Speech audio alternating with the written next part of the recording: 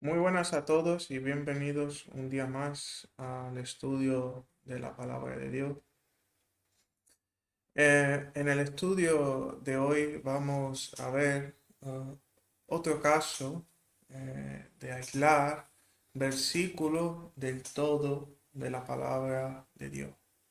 Y cómo, al igual que en el caso del estudio anterior sobre la expresión temor y temblor, analizada en base a un único versículo, nos puede llevar a interpretaciones opuestas a la propia enseñanza de la palabra.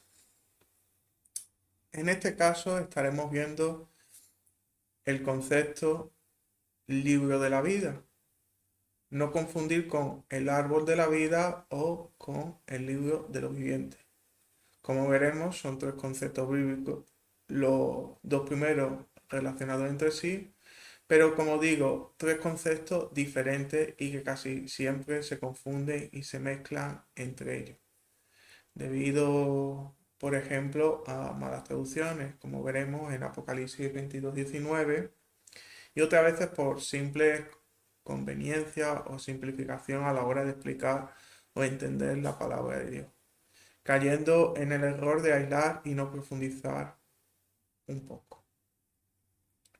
Nuestro estudio partirá, como digo, de Apocalipsis 22:19 y lo veremos tal cual viene en Reina Valera 60, este versículo, que dice lo siguiente.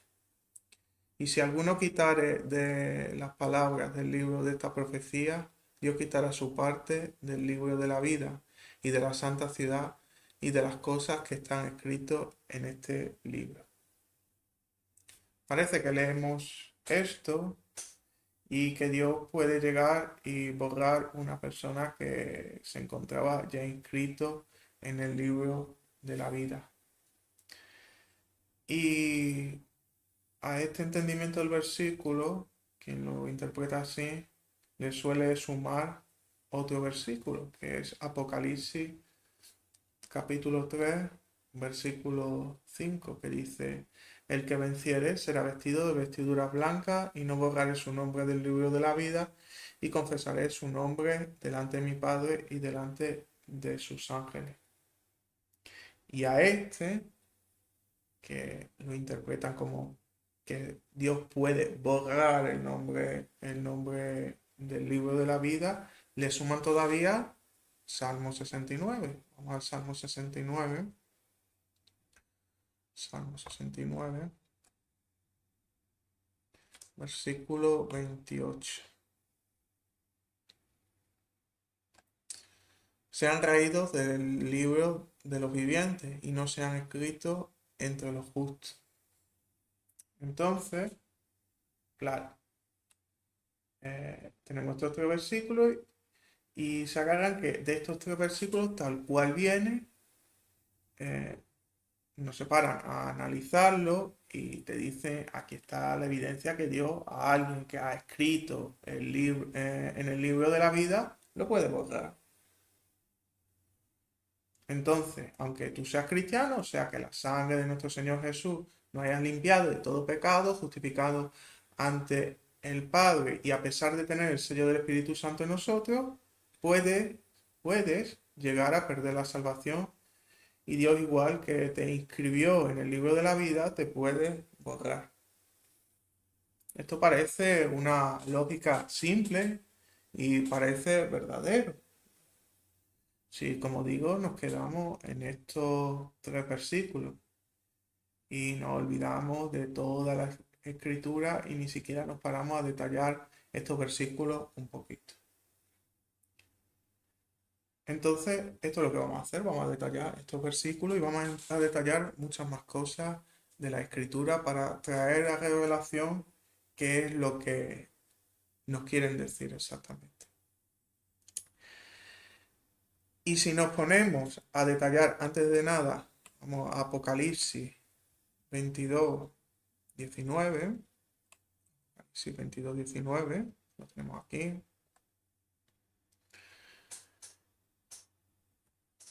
Si estudiamos de verdad este versículo aislado, si lo estudiamos de verdad, no simplemente leer la traducción que está ahí, estudiamos de verdad, nos vamos a llevar una sorpresa.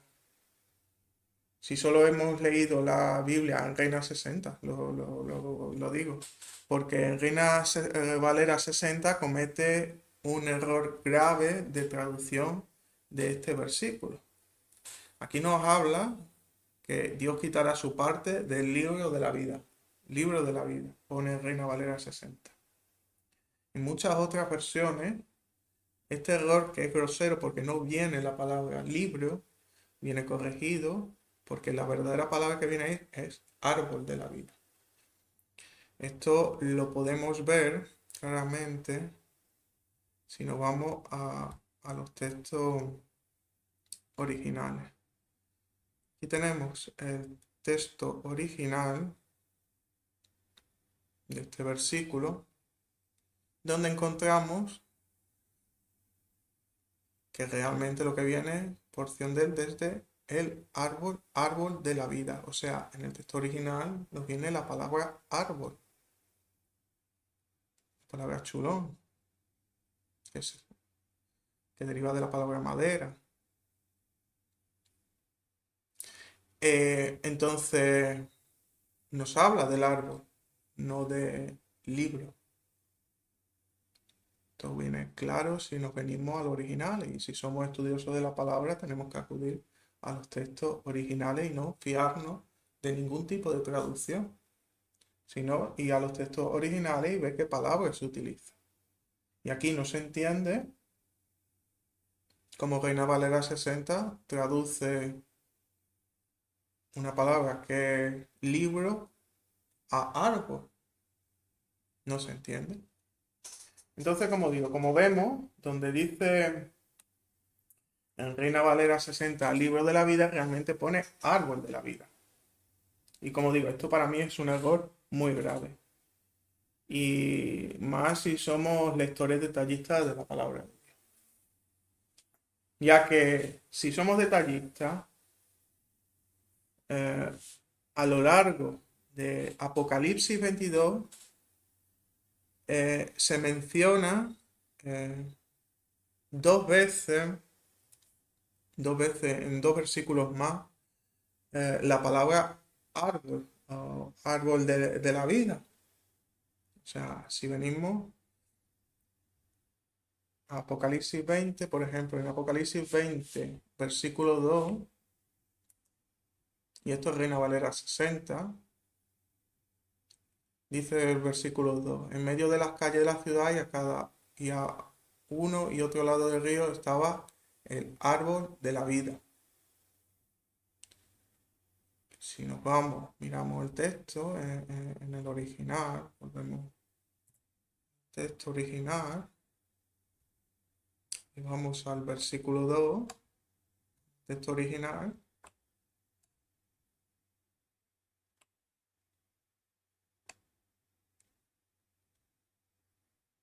Chulo, la misma palabra. En este caso aquí vendría en plural, árboles, pero referencia al árbol de la vida, o en este caso árboles de vida. Si aquí viene esta expresión de árbol, porque aquí lo han traducido como árbol y en el otro versículo se traduce como libro, cuando es la misma palabra, y aquí Reina Valera lo traduce bien y el versículo 19 lo traducen mal. O sea, esto es algo que no se entiende. Y lo mismo ocurre en el versículo 14. Versículo 14.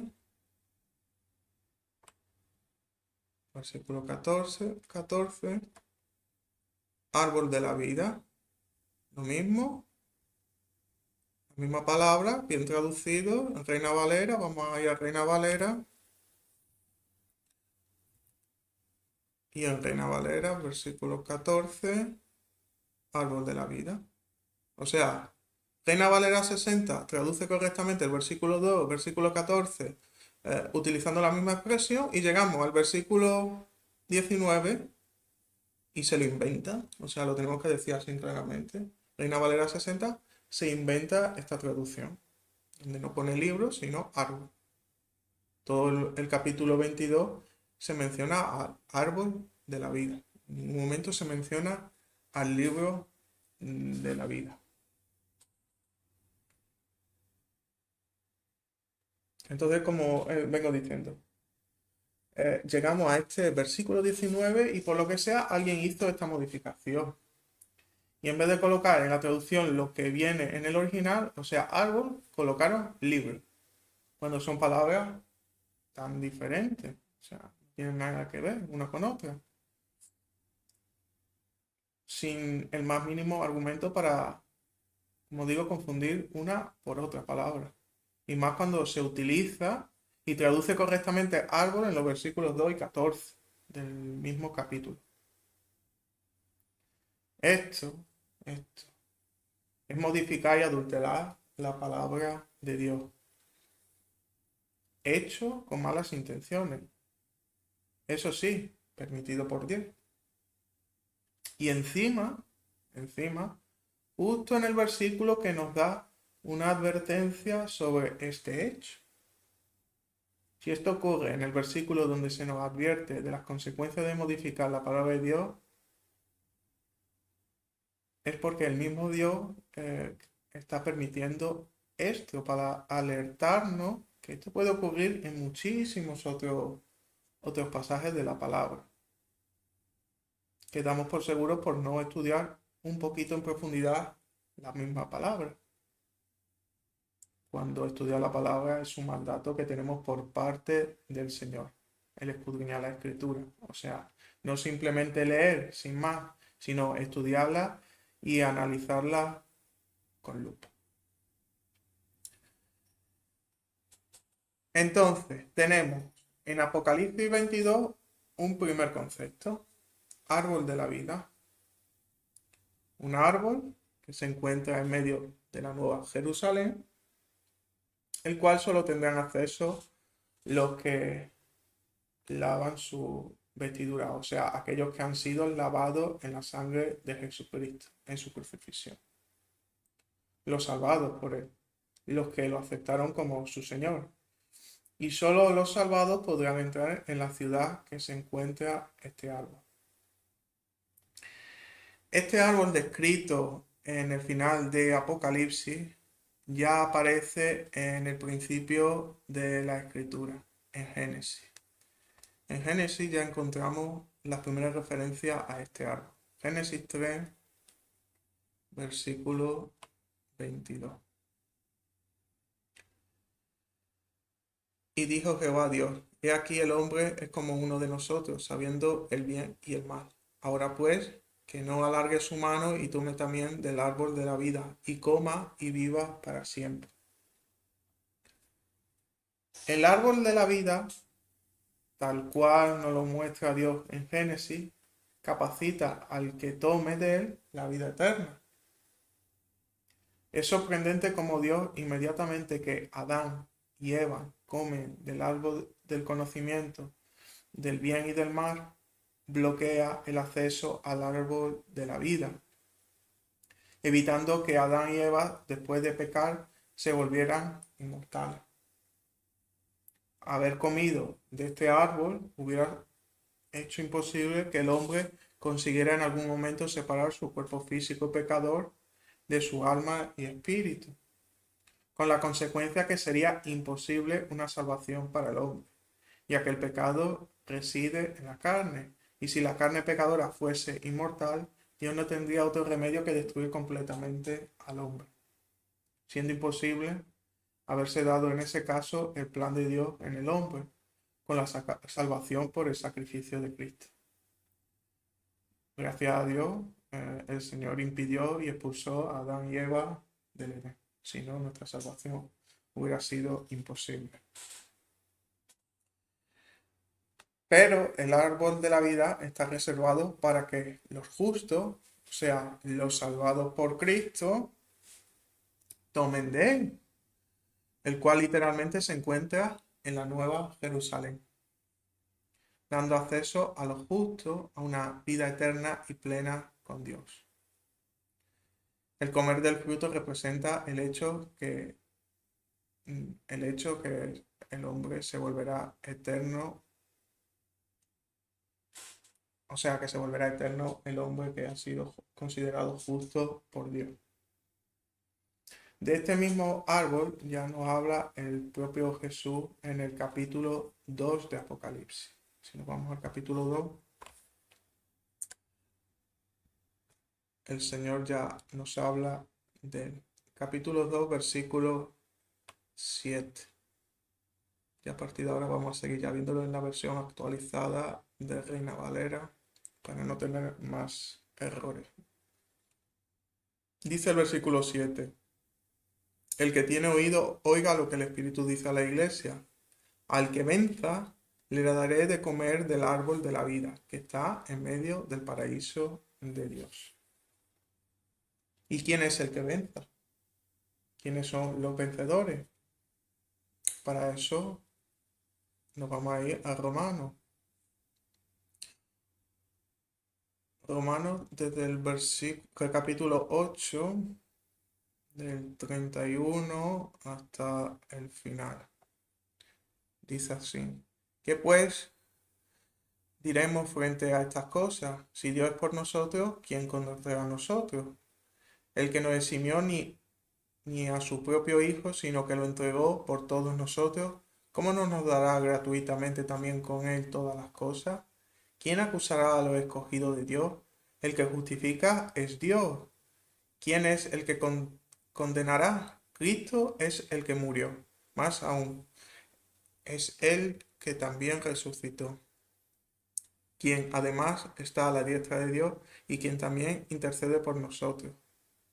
¿Quién nos separará del amor de Cristo? Tribulación, angustia, persecución, hambre, desnudez, peligro, espada. Como está escrito, por tu causa somos muertos todo el tiempo. Fuimos estimados como ovejas para el matadero. Más bien, en todas estas cosas somos más que vencedores por medio de aquel que nos amó. Somos más que vencedores.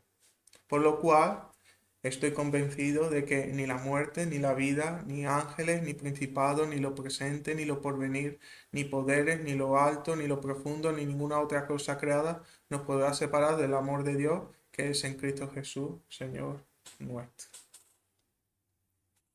O sea, nosotros somos más que vencedores los cristianos. Y también encontramos en primera de Juan, capítulo 5, versículos 4 y 5. Porque todo lo que ha nacido de Dios vence al mundo. Y esta es la victoria que ha vencido al mundo, nuestra fe.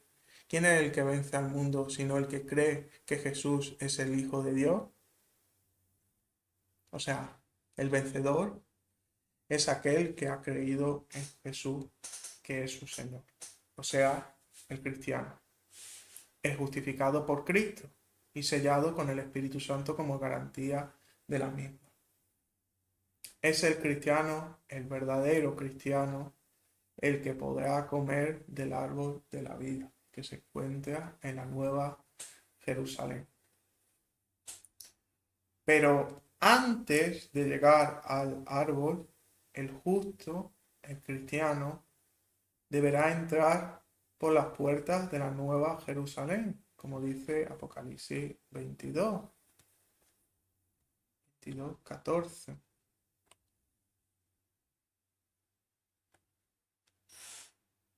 Bienaventurados los que lavan sus vestiduras para que tengan derecho al árbol de la vida y para que entren en la ciudad por las puertas.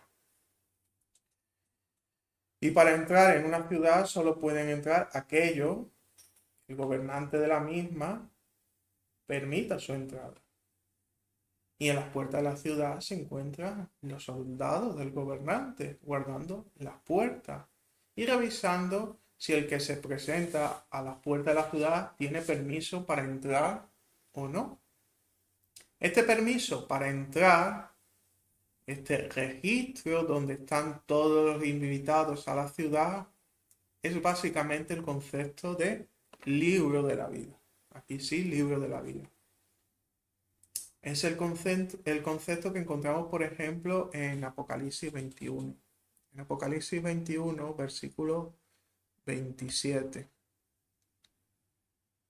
Jamás entrará en ella cosa impura o que hace abominación y mentira, sino solamente los que están inscritos en el libro de la vida del Cordero.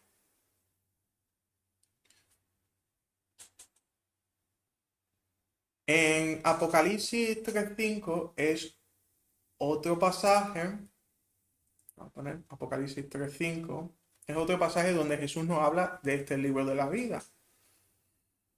Un pasaje, como he dicho, que se intenta manipular o sacar conclusiones diferentes al propósito con el cual fue anunciado. Que dice, de esta manera el que venza será vestido con vestiduras blancas y nunca borraré su nombre del libro de la vida y confesaré su nombre delante de mi Padre y delante de los ángeles. Como dice Apocalipsis 3.5, el que venza, otra vez. O sea, el que se arrepiente de su vida de desobediencia a Dios y acepta a Jesús, que es el Señor. O sea, el cristiano, el vencedor. Igual que lo leímos antes en 1 de Juan 5.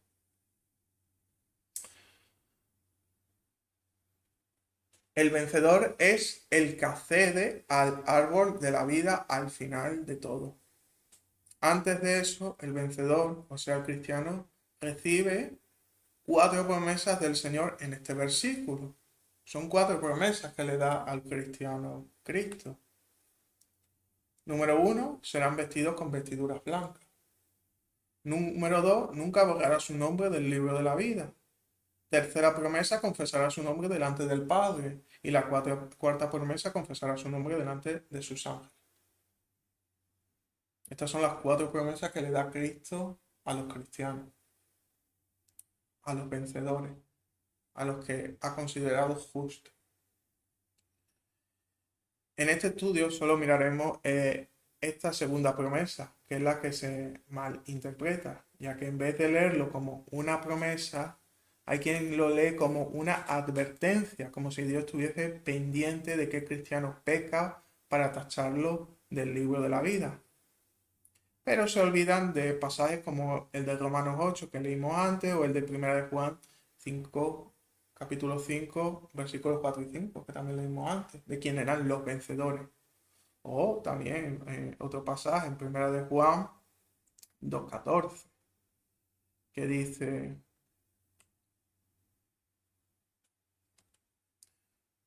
os he escrito a vosotros, padres, porque habéis conocido al que es desde el principio. Os he escrito a vosotros, jóvenes, porque sois fuertes y la palabra de Dios permanece en vosotros y habéis vencido al maligno. Otra vez, los vencedores, los vencedores. El cristiano ya es vencedor y el Señor mismo dice que aquellos que le pertenecen, nadie se los quitará. Esto viene en el Evangelio de Juan, en Juan capítulo 6, versículos 38 y 39. Porque yo he descendido del cielo no para hacer la voluntad mía, sino la voluntad del que me envió. Y esta es la voluntad del que me envió, que yo no pierda nada de todo lo que me ha dado, sino que lo resucite en el día final. O en Juan capítulo 10, versículo 27 al 30. Mis ovejas oyen mi voz y yo las conozco y me siguen. Yo les doy vida eterna y no perecerán jamás y nadie las arrebatará de mi mano. Mi Padre que me las ha dado es mayor que todo y nadie las puede arrebatar de las manos del Padre.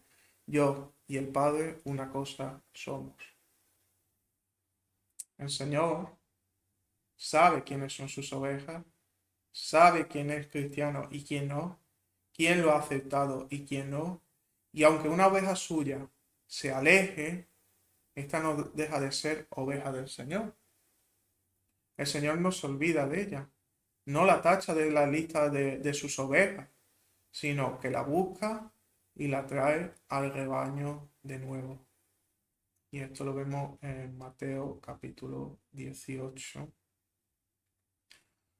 versículo 11 al 14. Porque el Hijo del Hombre ha venido a salvar lo que se había perdido. ¿Qué os parece? Si algún hombre tiene 100 ovejas y se extravía una, ¿acaso no dejará las 99 eh, en las montañas e irá a buscar la descarriada? Y si sucede que la encuentra, de cierto os digo que se gozará más por aquella que por las 99 que no se extraviaron. Así que no es voluntad de vuestro Padre que está en los cielos que se pierda ni uno de estos pequeños. Eh, Anotar que en esta parábola que he leído, yo lo he leído en la versión actualizada, pero si nos vamos a la versión 60, en la versión 60 se hizo una mala traducción del versículo 12, diciendo que va por los montes buscando la perdida. No deja a las 99 y va por los montes a buscar la que se había descarriado. Esto dice la traducción de 60, que está completamente equivocada. Lo correcto es como viene en la versión actualizada, sino que deja las 99 en el monte y va a buscar la perdida. Y se va por la perdida. Lo que es un detalle muy importante para poder entender a la perfección esta parábola. Creo que ya la había enseñado algún día, pero de todas maneras lo puedo volver a enseñar, que esto viene tal cual en los originales.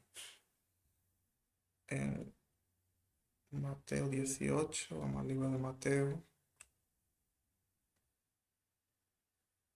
Mateo 18,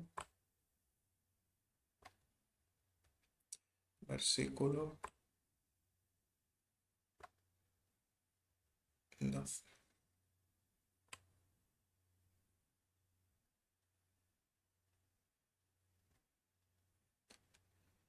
Que dice, no habiendo dejado completamente las 99 sobre la montaña, habiendo ido en camino, está buscando a la extraviada, está extraviada. O sea, las 99 se quedan en la montaña.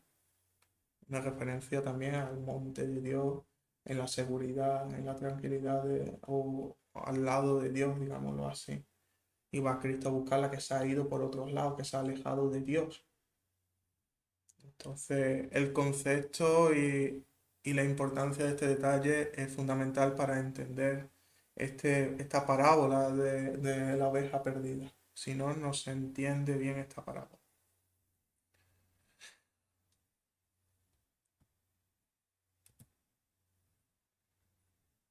Con todo esto, aquello que es del Señor, que el Padre ha entregado al Hijo, este lo guarda. En este caso, las ovejas, para obedecer la voluntad del Padre. ¿Acaso creen que Jesús no ha cumplido, cumple y cumplirá siempre la voluntad del Padre? ¿No guardará de cualquier cosa, como dice Romanos 8, aquello que es suyo? Por supuesto que sí. Él mismo nos lo dice en estos pasajes que hemos estado leyendo. Entonces, si su mandato es guardar a los suyos bajo su mano, ¿cómo se puede decir que él va a tachar aquello que el Padre mandó guardar y que él mismo escribió en el libro de la vida? Porque esto es lo que se dice. Esto es el sinsentido cuando solo se lee Apocalipsis 3:5. Se le da el sentido que a alguno le interesa, pero olvidando de aquello que el Señor ya había declarado y que Apocalipsis 3:5 es simplemente una promesa y no una amenaza. Una garantía, una seguridad que reafirma lo ya dicho en el Evangelio por el propio Señor. Él no se apartará de los suyos nunca. Él nos glorificará dando los nuevos vestidos, o sea, el nuevo cuerpo. Garantiza que nadie será borrado de lo inscrito en el libro de la vida y que nos confesará como suyos ante el Padre y sus ángeles. Qué mayor garantía que esta expresada por nuestro Señor. Es triste que esta garantía algunos la quieran transformar en amenaza y miedo entre los hermanos, cuando el miedo no proviene de Dios, como vimos en el último estudio.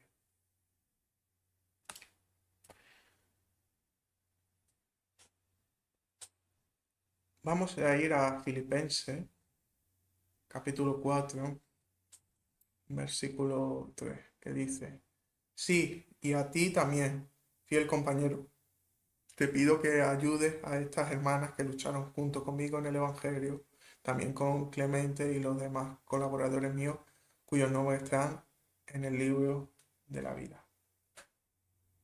Encontramos aquí también este pasaje, Pablo hablando del libro de la vida.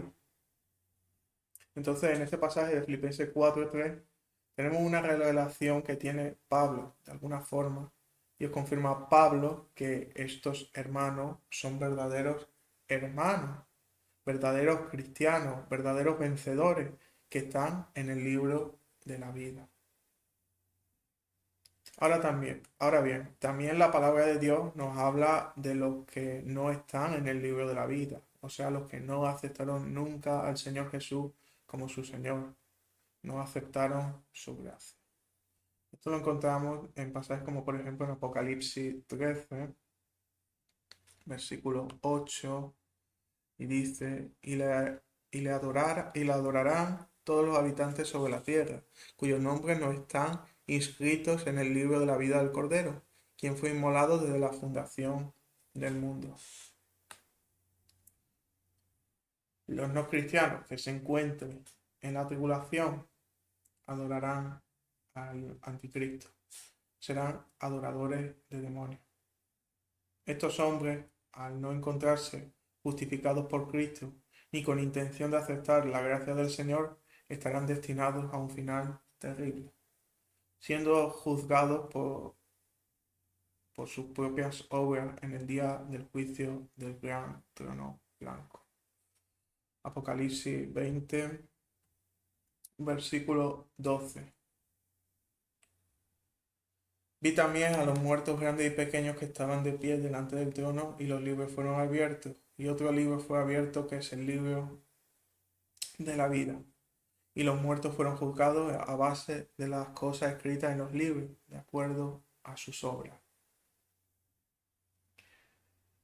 Y finalmente siendo lanzado al lago de fuego y azufre, versículo 15. Y el que no fue hallado inscrito en el libro de la vida fue lanzado al lago de fuego.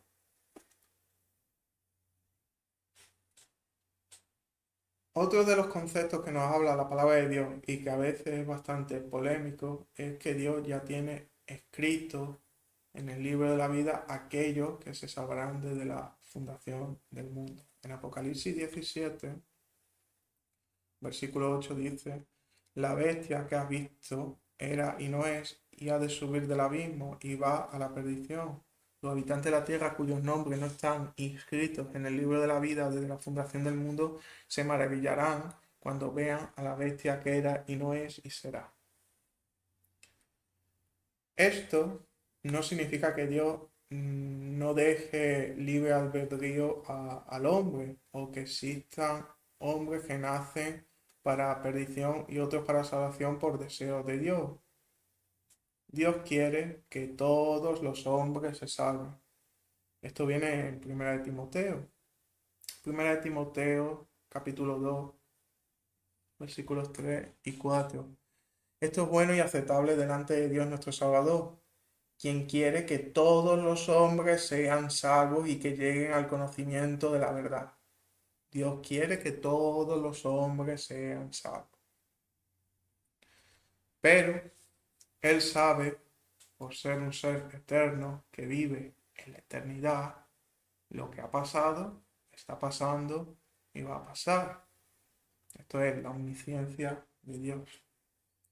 Y es por esto mismo que Dios sabía todo lo que iba a pasar, qué decisiones cada hombre iba a tomar dentro del libre albedrío de cada uno de nosotros. Así Dios sabía quiénes eran los que serían justificados en el nombre del Hijo de Jesús, siendo estos definidos sus nombres desde antes de la fundación del mundo por Dios. O sea, que Dios conoce sus ovejas antes que ni siquiera sus ovejas existan, ni que siquiera éstas hayan sido aún selladas como sus ovejas con el Espíritu Santo. Esto realmente es un tema que la mente humana es difícil de concebir, pero la palabra de Dios nos garantiza que es así.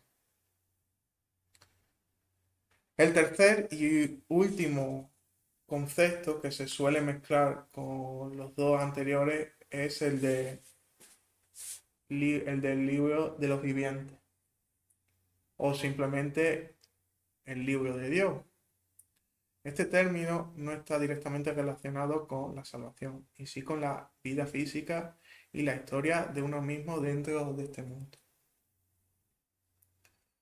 Este es un concepto que aparece a lo largo de la historia de la humanidad, desde las civilizaciones más antiguas, de Mesopotamia, Egipto o Roma, donde si alguien se levantaba en rebeldía o traición contra la nación, o lo que hizo en vida fue algo tan malo que sus sucesores lo consideraban necesario por el colectivo, se podía ordenar que tal persona fuese borrado de cualquier registro histórico, cayendo esta persona en el olvido eterno, como si nunca hubiera existido.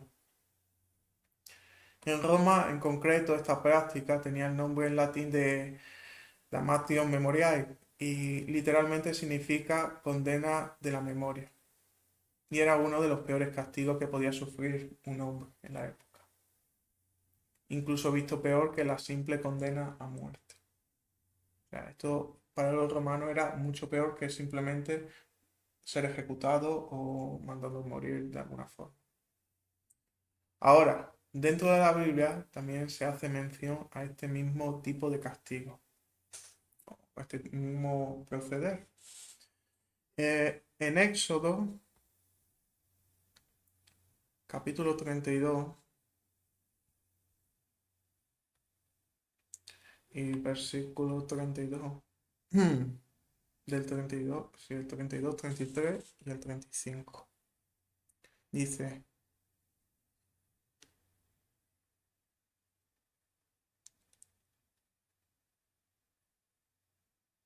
bueno, vamos a leer 31 para tener mejor contexto. Entonces volvió Moisés a Jehová y dijo, te ruego pues, este pueblo ha cometido un gran pecado porque se hicieron dioses de oro.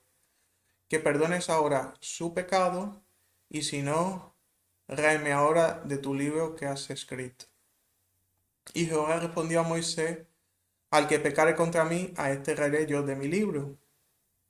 Ve pues ahora, lleva a este pueblo a donde te he dicho, he aquí mi ángel irá delante de ti, pero en el día del castigo yo castigaré en ellos su pecado. Y Jehová hirió al pueblo porque había hecho el becerro que formó Aarón. Aquí tenemos la mención por parte de Moisés de este castigo. Moisés pide a Dios que si éste no perdona al pueblo de Israel por su pecado, como dice, habían hecho el becerro de oro y lo habían adorado mientras Moisés se encontraba en el monte Sinaí ante la presencia de Dios, pues si Dios no perdonaba al pueblo, que Dios borrase de su libro al propio Moisés. O sea, Moisés pide a Dios que lo aparte de este mundo, que sea apartado del mundo de los vivientes, que cualquier propósito que Dios tuviera con él no se llegara ya a cumplir y que su vida tomara punto final ahí, siendo un hombre olvidado en medio del desierto, por haber sido incapaz de llevar el pueblo de Israel a la tierra prometida, por haber fracasado en esta misión al ser el cabeza del pueblo de Israel. Pueblo que había desobedecido a Dios. Y esto suponía para Moisés tal vergüenza que si no había perdón para el pueblo, mejor que él muriera ahí en ese momento y que todo terminara, como si él nunca hubiera sido nadie relevante en la historia. Esto es lo que le pide realmente Moisés a Dios en ese momento. Como sabemos, y dice la Escritura, Dios no condenó a todo el pueblo por el pecado, sino como dice en el versículo 33, aquellos que cometieron el pecado, a esos Dios condenó a la muerte inmediata en el desierto, para olvido de todas esas personas. Tal y como dice el versículo 35, diciendo que Dios hirió al pueblo, o sea que los culpables o los instigadores en sus corazones de tal pecado de idolatría fueron sentenciados a muerte por Dios por esto mismo. Pero alguno puede decir, no, esto quiere decir otra cosa. Entonces, bueno, vamos a leer qué dice la propia Escritura. En el Salmo 139, Salmo 139, versículo 16, dice, mi embrión vieron tus ojos, y en tu libro estaban escritas todas aquellas cosas que fueron luego formadas sin faltar una de ellas. Creo que este salmo es muy claro para lo que estamos estudiando y directo, de lo que es el libro de Dios, o como veremos en otros pasajes, libro de los vivientes, que es como le llama en la traducción. Lo define la propia palabra de Dios, el libro de Dios, como el libro donde estaban escritas o están escritas todas aquellas cosas que fueron luego formadas sin faltar una de ellas. Esto no es más que un libro donde viene la historia de cada uno, o sea, toda su vida. Es el principio de omnisciencia de Dios y como dijimos antes, esto no significa que Dios nos utilice como marioneta en un juego macabro, sino que Él sabe las decisiones que cada uno de nosotros tomaremos bajo el libre albedrío que nos dio. O sea, está todo escrito, todo. Donde está escrito en nuestras vidas es este libro que tiene Dios. Por eso decimos libro de Dios, por darle un nombre a este libro, aunque la palabra, como digo, también lo llama en las traducciones libro de los vivientes, como vamos a ver más adelante. Es este mismo libro que Job deseó nunca haber estado ahí ante todos los males que le habían llegado. Mejor morir que seguir esa vida de sufrimiento. Y esto lo vemos a lo largo del capítulo 3 del libro de Job. Vamos a leer un trozo desde el versículo 1 hasta el 13 de este capítulo 3 del libro de Job, donde en el fondo Job está deseando, o el deseo que anhela en ese momento, es que Dios lo borre del libro de la vida. Del libro de la vida, no, del libro de los vivientes o del libro de Dios. Si no, me estoy yo liando ya también. Después de esto abrió Job su boca y maldijo su día, y exclamó Job y dijo, perezca el día en que yo nací, y la noche en que se dijo, varón es concebido. Sea aquel día sombrío, y no cuide de él Dios desde arriba, ni claridad sobre él resplandezca. Hacéenlo tiniebla y sombra de muerte, y repose sobre él nublado, que lo haga horrible como día caliginoso. Ocupe aquella noche la oscuridad, no sea contada entre los días del año, ni venga en el número de los meses. Oh, que fuera aquella noche solitaria, que no viniera canción alguna en ella. Maldíganla los que maldicen el día, los que se aprestan para despertar al Leviatán. Oscurezcanse las estrellas de su alba. Espere la luz y no venga, ni vea los párpados de la mañana, por cuanto no cerró las puertas del vientre donde yo estaba, ni escondió de mis ojos la miseria, porque ¿No morí y yo en la matriz o expiré al salir del vientre? ¿Por qué me recibieron las rodillas y a qué los pechos para que mamase? Pues ahora estaría yo muerto y reposaría, dormiría y entonces tendría descanso. Entonces, ¿qué es lo que está pidiendo Job? Este pasaje no hay duda que Job desearía nunca haber estado inscrito en el libro de Dios, en este libro de Dios, el libro de los vivientes, ya que estaría entonces muerto y descansando de todo el sufrimiento que ahora vivía. El mismo concepto de ser borrado de la historia lo encontramos en muchos otros pasajes. Por ejemplo, Salmo 109. Salmo 109, versículos 13, 14 y el 15. Su posteridad sea destruida, en la segunda generación sea borrado su nombre. Venga en memoria ante Jehová la maldad de sus padres y el pecado de su madre no sea borrado. Estén siempre delante de Jehová y el corte de la tierra su memoria. Una referencia de la eliminación de la memoria del que cometió el pecado. Otro pasaje de Deuteronomio.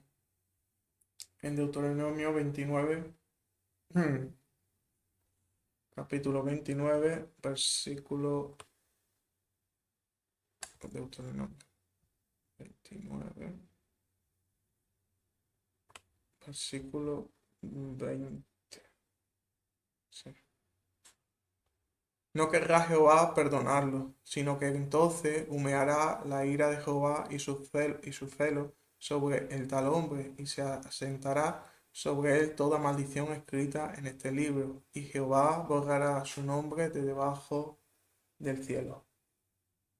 Borrado de debajo del cielo, borrado del libro de Dios, o sea, borrado del mundo físico. Debajo del cielo, ¿cuál es la referencia? ¿Qué es lo que está debajo del cielo?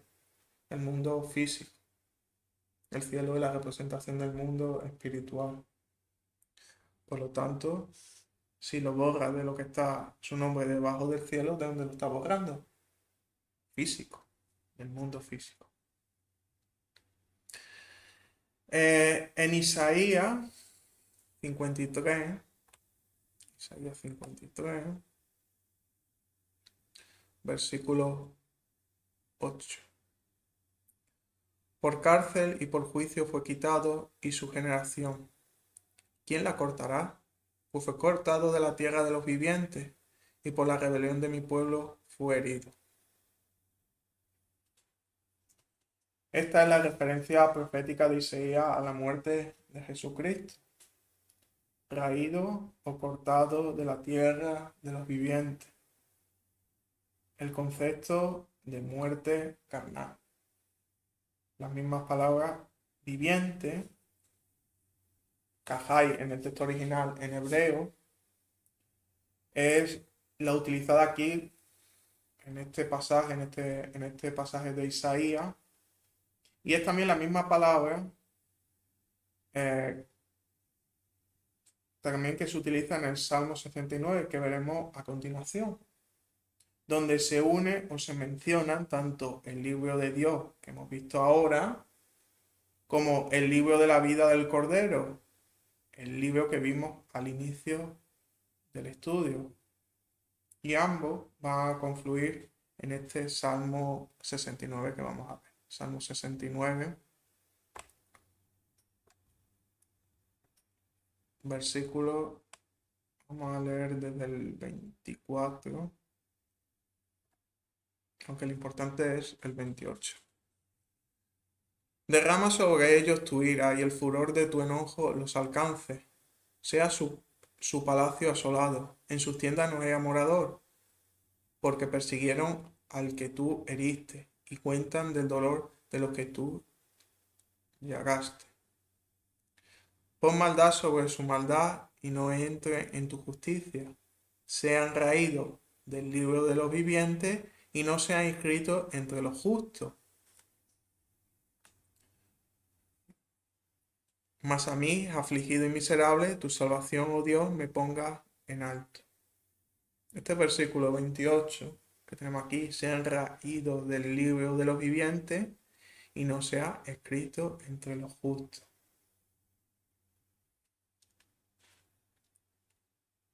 En este salmo, que es claramente también profético de los momentos de la muerte de Jesús, David en el versículo 28 suplica dos cosas.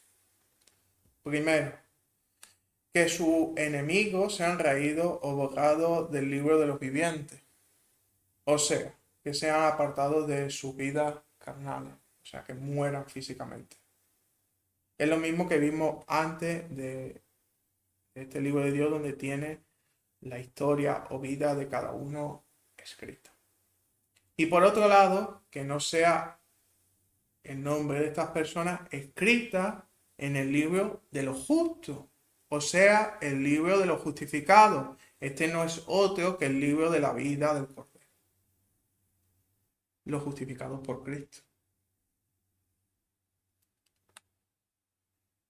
Entonces tenemos en este Salmo 69, versículo 28, la cita de ambos libros. Libro de Dios o de los vivientes, se traduce en este Salmo, y por otro lado el libro de la vida del Cordero o libro de los justos, como aparece en este Salmo. De un libro pide David que borre a sus enemigos, y del otro que estos mismos no sean escritos en él. Este detalle nos debería dar el entendimiento claro que son dos libros diferentes. Si leemos este versículo sin ver lo que hemos visto a lo largo de este estudio. En uno ya estaban escritos y pide David para borrar, y en el otro no estaba escrito y pide David para no ser escrito. Entonces estamos hablando de dos libros diferentes, claramente. Lo hemos visto por la traducción, lo hemos visto en el desarrollo de la palabra, que son dos libros diferentes. Uno que concierne a la vida física y otro al libro como el libro de la salvación, para salvación de las almas. Y David pide a sus enemigos que no sean contados, pero que mueran físicamente, y por otro lado no sean contados nunca como justos en este salmo. Así que para concluir, hay que tener mucho cuidado con los conceptos bíblicos y sus traducciones. Porque como hemos visto, tres conceptos que parecen lo mismo, por usar expresiones parecidas, no tienen nada que ver unos con otros. No es lo mismo el árbol de la vida que el libro de la vida del Cordero, ni el libro de Dios o el libro de los vivientes. Son tres cosas diferentes. Algunas relacionadas entre ellos, pero diferentes, como digo. Mezclar todo esto puede llevar, como se ve dentro de muchas congregaciones, a doctrinas y enseñanzas alejadas de la palabra de Dios. El uso y entendimiento del lenguaje es básico para saber qué nos dice el Señor en su palabra, o por lo menos como confirmación de la misma. Y esta confirmación, este entendimiento, solo se alcanza mediante el estudio de la palabra. Y el estudio de la palabra no es solo leer la palabra de Dios, es leerla, buscar, investigar, ir a los textos originales, buscar qué significa esa palabra, qué significaba en el contexto cultural una palabra en concreto en esa época. Hay que investigar mucho. Y si no existe esta investigación y nos quedamos con traducciones hechas por hombres, donde se han cometido errores tras errores, algunos sin mala intención y otros con mala intención, pero es que la palabra nos avisa de eso. O sea, encontramos, como hemos empezado el estudio, encontramos un error muy grosero, justo en el versículo en que Dios nos avisa de quitar y poner. Si alguno quitare de la palabra del libro de esta profecía, Dios quitará su parte del libro de la vida y de la santa ciudad y de las cosas que están escritas en este libro. Aquí pusieron el libro de la vida y no se entiende porque Reina Valera pone el libro de la vida cuando viene árbol. Entonces, Dios ya nos está aquí avisando claramente de este tipo de errores que van a ocurrir. Si, si ocurre el error donde Dios avisa sobre este asunto, fijémonos en el resto de la palabra en cada versículo. No nos quedemos solo con la traducción. No seamos religiosos y decir, porque viene en mi Reina Valera, es así. No, o sea, Reina Valera es una traducción de una traducción de una traducción. De una copia, de una copia, de una copia. Y entre copia y copia, si todos conocemos el juego del teléfono escacharrado, el problema es que el error se transmite. No se suele solucionar y se agravan los errores.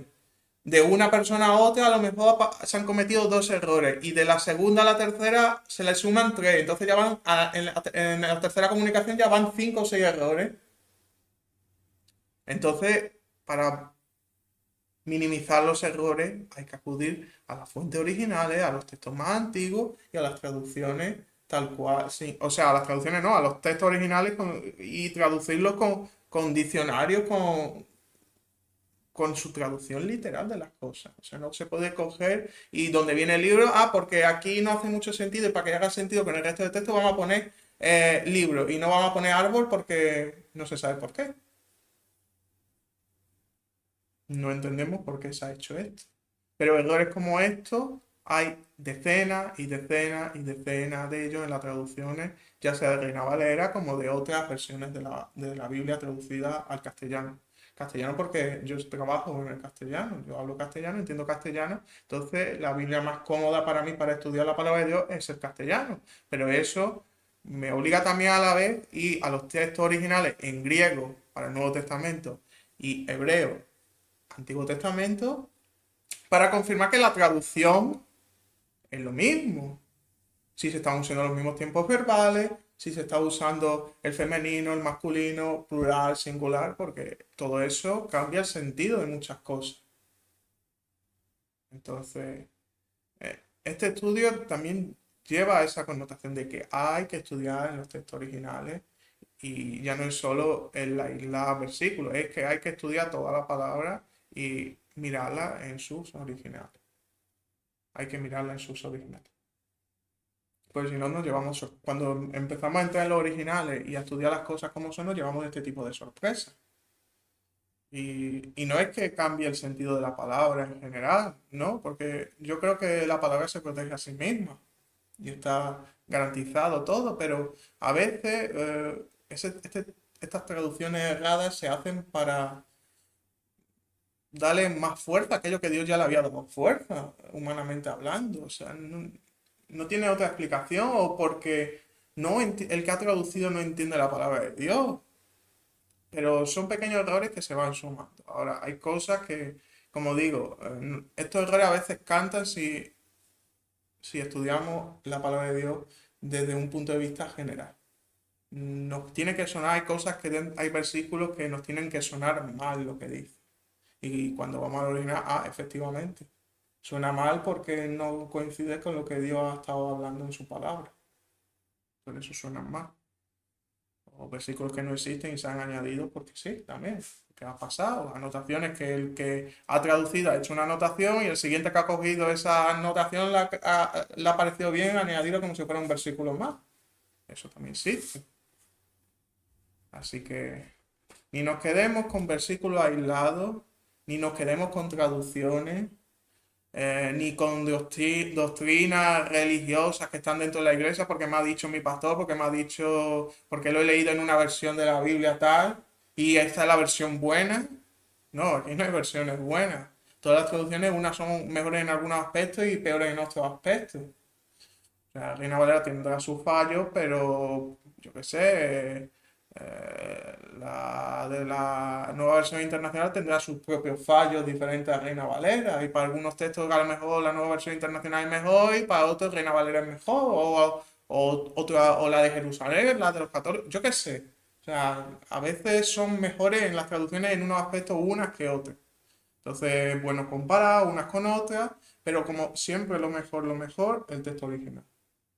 El texto original es lo mejor para no cometer errores o minimizar los errores dentro del entendimiento de cada uno, ¿no? Yo aquí estoy utilizando esta herramienta de logos que habéis visto a lo largo del estudio, que es una herramienta muy buena, que trae el texto original, la palabra y los significados que tiene la palabra en el hebreo o en el griego. Y podemos ver el texto original y podemos ver el significado de la palabra fácilmente. No es perfecta, no hay ninguna herramienta perfecta, pero es muy buena. Ya lo puedo decir, es muy buena. Es bastante fiable y ayuda mucho en los estudios. Y para quien quiera estudiar, la recomiendo mucho herramienta de logos. Y bueno, hasta aquí el estudio. Espero que haya sido de su agrado y que sirva para, como digo, profundizar en el estudio y no solo en la lectura. No solo en la lectura, sino estudiar, estudiar y estudiar la palabra de Dios. Y bueno, ¿quieres añadir alguna cosa? Bueno, darle las gracias a todos por habernos acompañado en este estudio.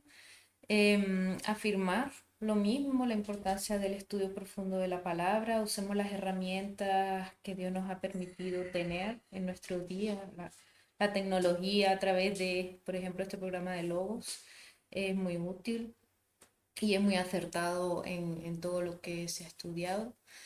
Y bueno, invitarlos a también que se suscriban al canal, le den a la campanita para que les lleguen las notificaciones y por supuesto que pueden escribir en los comentarios cualquier duda, pregunta, inquietud, recomendación, estaremos prontamente contestándole. Bueno, muchas gracias, que tengan una excelente semana y Dios los bendiga a todos en el nombre de Jesucristo. Que Dios les bendiga, tengan una buena Amén. semana.